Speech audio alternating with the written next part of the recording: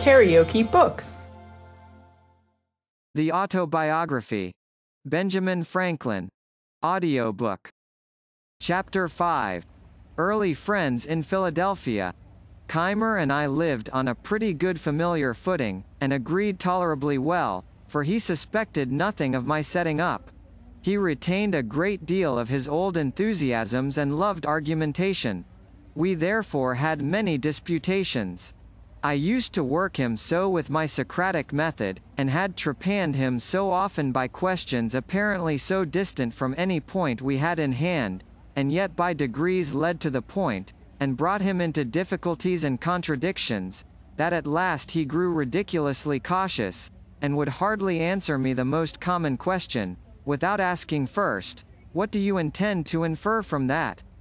However, it gave him so high an opinion of my abilities in the confuting way, that he seriously proposed my being his colleague in a project he had of setting up a new sect.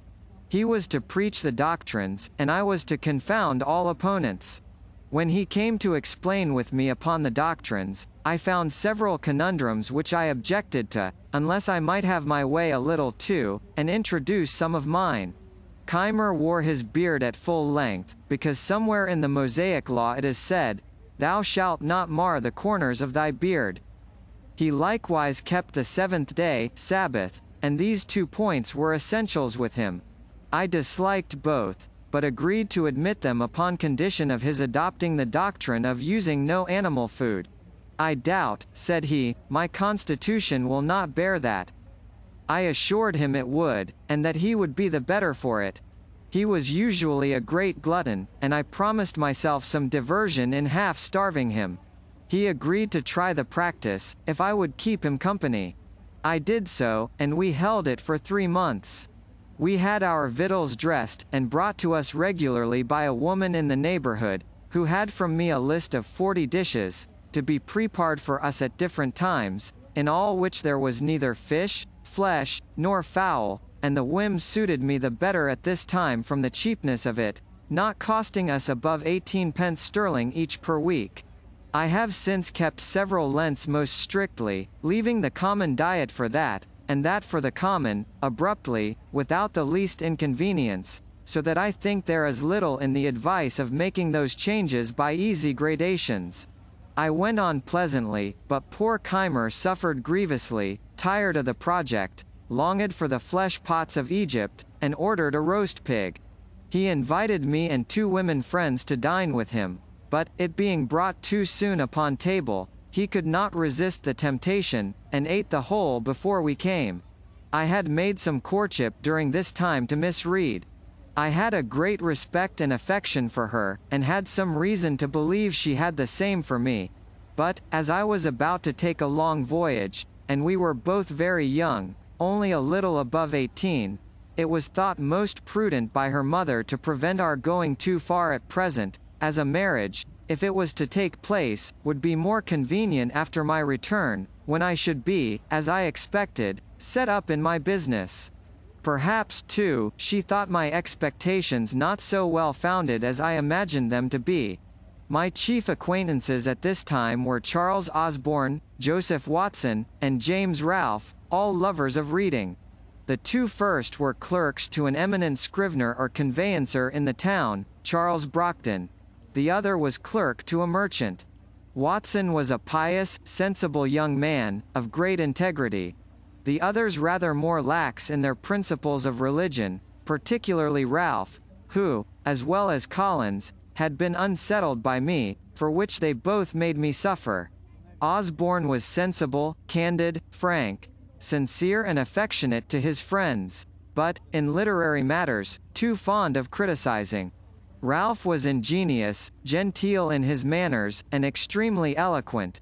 I think I never knew a prettier talker. Both of them were great admirers of poetry, and began to try their hands in little pieces. Many pleasant walks we 4 had together on Sundays into the woods, near Schuylkill, where we read to one another, and conferred on what we read. Many pleasant walks we 4 had together. Ralph was inclined to pursue the study of poetry, not doubting but he might become eminent in it, and make his fortune by it, alleging that the best poets must, when they first began to write, make as many faults as he did. Osborne dissuaded him, assured him he had no genius for poetry, and advised him to think of nothing beyond the business he was bred to. That, in the mercantile way, though he had no stock, he might, by his diligence and punctuality, recommend himself to employment as a factor, and in time acquire wherewith to trade on his own account. I approved the amusing one's self with poetry now and then, so far as to improve one's language, but no farther. On this it was proposed that we should each of us, at our next meeting, produce a piece of our own composing, in order to improve by our mutual observations, criticisms, and corrections. As language and expression were what we had in view, we excluded all considerations of invention by agreeing that the task should be a version of the 18th Psalm, which describes the descent of a deity. When the time of our meeting drew nigh, Ralph called on me first, and let me know his piece was ready.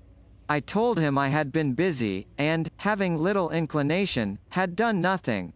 He then showed me his piece for my opinion, and I much approved it, as it appeared to me to have great merit. Now, says he, Osborne never will allow the least merit in anything of mine, but makes 1,000 criticisms out of mere envy. He is not so jealous of you. I wish, therefore, you would take this piece, and produce it as yours. I will pretend not to have had time, and so produce nothing. We shall then see what he will say to it. It was agreed, and I immediately transcribed it, that it might appear in my own hand. We met. Watson's performance was read. There were some beauties in it, but many defects. Osborne's was read. It was much better. Ralph did it justice, remarked some faults, but applauded the beauties. He himself had nothing to produce. I was backward, seemed desirous of being excused, had not had sufficient time to correct, etc. But no excuse could be admitted. Produce I must. It was read and repeated. Watson and Osborne gave up the contest, and joined in applauding it. Ralph only made some criticisms, and proposed some amendments, but I defended my text. Osborne was against Ralph, and told him he was no better a critic than poet, so he dropped the argument. As they two went home together, Osborne expressed himself still more strongly in favor of what he thought my production, having restrained himself before, as he said, lest I should think it flattery. But who would have imagined, said he, that Franklin had been capable of such a performance, such painting, such force, such fire? He has even improved the original. In his common conversation he seems to have no choice of words, he hesitates and blunders, and yet, good God! How he writes! When we next met, Ralph discovered the trick we had played him, and Osborne was a little laughed at. This transaction fixed Ralph in his resolution of becoming a poet. I did all I could to dissuade him from it, but he continued scribbling verses till Pope cured him. He became, however, a pretty good prose writer. More of him hereafter. But, as I may not have occasion again to mention the other two, I shall just remark here, that Watson died in my arms a few years after, much lamented, being the best of our set. Osborne went to the West Indies, where he became an eminent lawyer and made money, but died young. He and I had made a serious agreement, that the one who happened first to die should, if possible, make a friendly visit to the other, and acquaint him how he found things in that separate state. But he never fulfilled his promise. Karaoke Books.